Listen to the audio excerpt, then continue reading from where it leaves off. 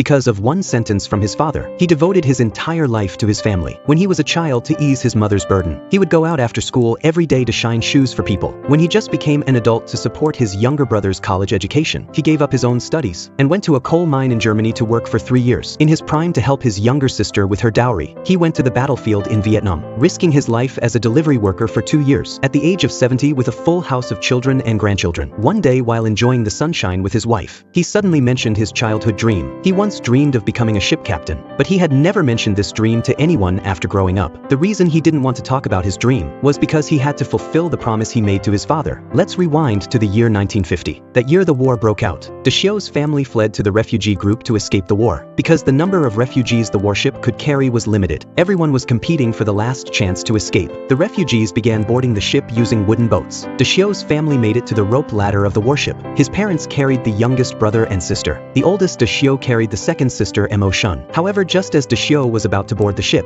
a change occurred that would make him feel guilty for his whole life. Deokso was pushed onto the deck by the crowd. All he was holding was the torn sleeve of Mo Shun's clothes. He turned and looked down. The refugees boarding the ship were in chaos, but in the crowd Mo Shun was nowhere to be seen. His father took off his cotton coat and draped it over Deokso. The words he spoke sounded like a final request. 내 없음은 장남인 네가 가장인 걸 알지, 야? 가장은 어떤 일이 있어도 가족이 제일 우선이다. 알았지, 야?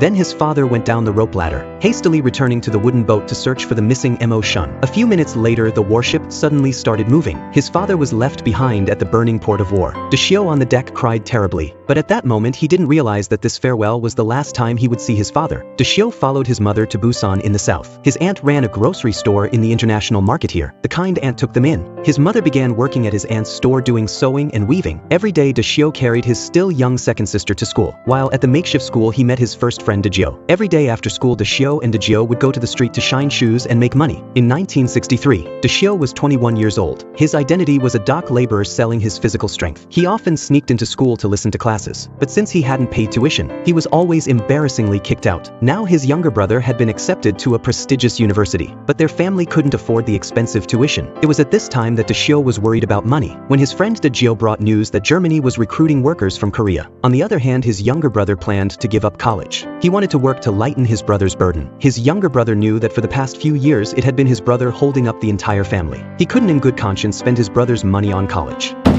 어머. 부디 닥치 새끼.